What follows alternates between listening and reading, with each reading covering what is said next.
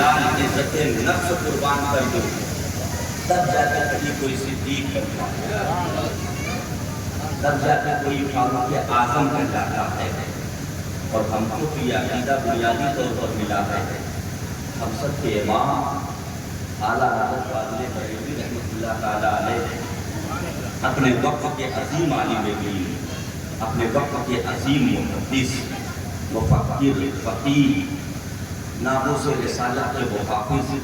عقیدہ اہل سنت کے محافظ، ہم سب کے ایمان و عقیدے کے محافظ،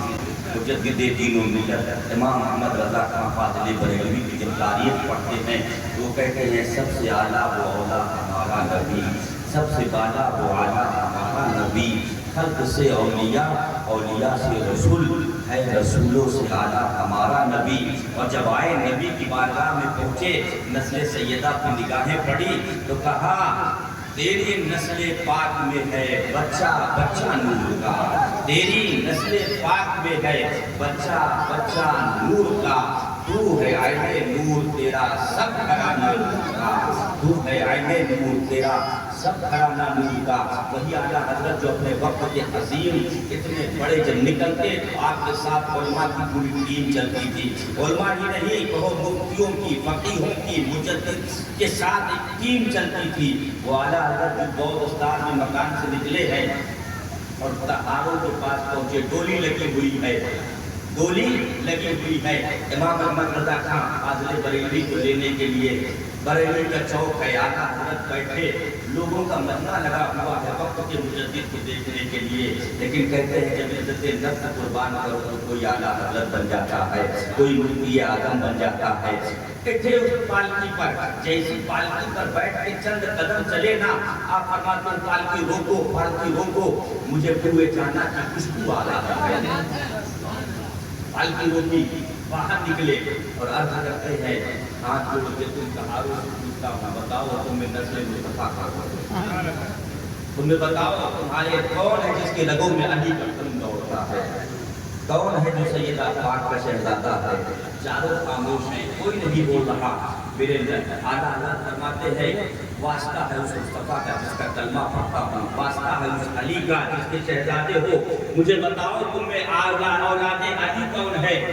ایک کہار نے اپنے سر کو جھکایا اور جھکا کے کہتا ہے مزدور سے کام لیا جاتا ہے، اس کی ذات نہیں پوچھی جاتی۔ اعلیٰ حضرت ان کے قدموں پہ اپنی پگڑی رکھی اور وقت کے مجدد نے اپنے قدموں پہ اپنی پگڑی رکھ کے فرمایا شہزادے معاف کر دو، میں آپ کے کندھوں پہ سوار ہو گیا۔ شہزادے مجھے خبر نہیں تھی، اللہ کی قسم میں اور مصطفیٰ کے شہزادے کا کندھا یہ کیسے ممکن ہے، آپ مجھے معاف کر دیں۔ سید جادے نے اٹھایا، کہا حضور میں نے معاف کر دیا۔ اعلیٰ حضرت فرماتے نہیں عزت نفس یہ ہے کہ عزت نفس کی قربانی دے کے حوصلہ دیا جائے۔ میں آپ کے کندھے پہ بیٹھا، اب اس کا کفارہ یہ ہے کہ آپ پالکی پہ بیٹھے، آج وقت کا مجدد کہار بنے گا۔ اور سنو یہ کہار نہیں اب ہاتھ لگائیں گے، سنو ایک پایا میں پکڑوں گا، دوسرا پایا میرا بڑا بیٹا حجت الاسلام حامد رضا خان فاضل بریلوی پکڑے گا، تیسرا پایا میرا شاگرد ناز بدر الدین جعفر جعفر بہاری پکڑے گا جس نے شارح بخاری لکھی ہے، تیسرے پارے کو وقت کا عظیم فقیہ ملت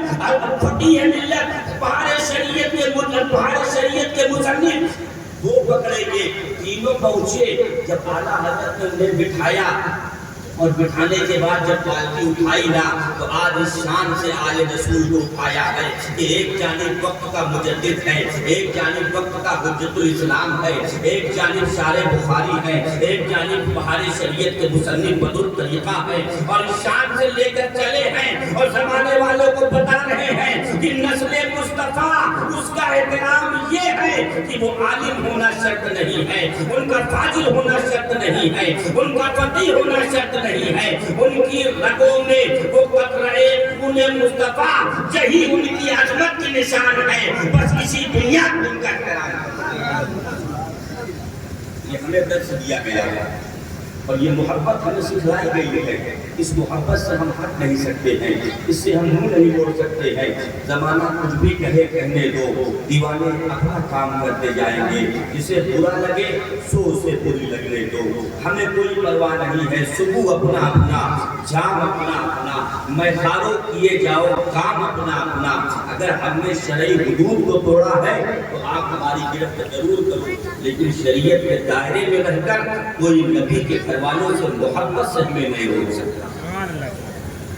محبت پر کوئی قانون نہیں لگتا۔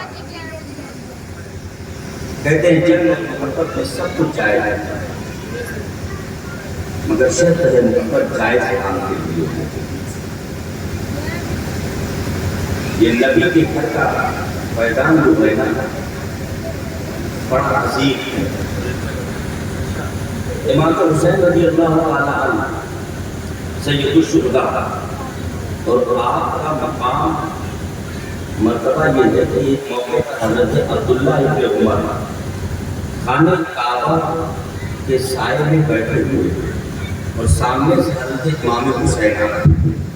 جب حضرت عبداللہ ابن عمر نے امام حسین کو آتے ہوئے دیکھا تو اپنے ساتھیوں کو مخاطب کر کے فرمایا، یہ جو آنے والا شخص ہے نا، اس وقت آسمان والوں کے نزدیک، اس وقت آسمان والوں کے نزدیک پوری روئے زمین میں سب سے زیادہ محترم ہے۔ یہ حسین ابن علی کا مقام، روئے زمین پر اس وقت سب سے محترم مقدس ہستی امام حسین ہے۔ اور جب سب سے محترم ہوگا، جو سب سے مقدس ہوگا، تو اسلام کو وہی نہ بچائے گا،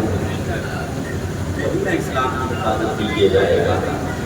قرآن جس کے گھر میں اترے گا وہی نہ ذمہ داری اٹھائے گا۔ نبی کی زبان حسین نے چوسی، کسی اور نے نہیں۔ حضرت ابو ہریرہ سے روایت ہے کہ جب حضور اکرم صلی اللہ علیہ وسلم اپنی زبان مبارک کو امام حسین کے منہ میں ڈالا کرتے تھے کہ امام حسین اس طرح سے چوستے تھے جیسے کوئی چوسنے والا شہد پر حضور اکرم صلی اللہ علیہ وسلم مدینے کی گلیوں سے گزر رہے تھے، ایک مکان سے بچے کے رونے کی آواز آئی، حضور نے اپنے صحابہ کو باہر ٹھہرا دیا، خود مکان کے اندر تشریف لے گئے اور جانے کے بعد آپ نے سب سے پہلے سلام کیا۔ مسلمانوں جب بھی اپنے گھر میں داخل ہو سلام کرو، حضور کی سنت یہ ہے کہ مکان خالی ہو تب بھی سلام کریں۔ ہم یہ سوچتے ہیں کہ اس کو سلام کریں، بیٹی کو بیٹی کو، تو حضور کا طریقہ یہ ہے کہ جب داخل ہوتے تو سیدہ کا سلام کریں، آپ بھی سلام کریں، سلام کو عام کرو۔ حضور نے سلام کیا، حضور اکرم جب سلام کر کے اندر داخل ہوئے تو دیکھتے کیا ہے کہ بالان میں ایک بچہ لیٹا ہوا ہے جو اپنی ایڑیوں کو پٹک کے رو رہا۔ جب حضور نے یہ دیکھا نا تو دوڑ کے گئے اور اس جھولے سے بچے کو نکالا اور اپنے سینے سے لگایا، اور حضور ارشاد فرماتے ہیں، فاطمہ میرے حسین کو نہ رلایا کرو،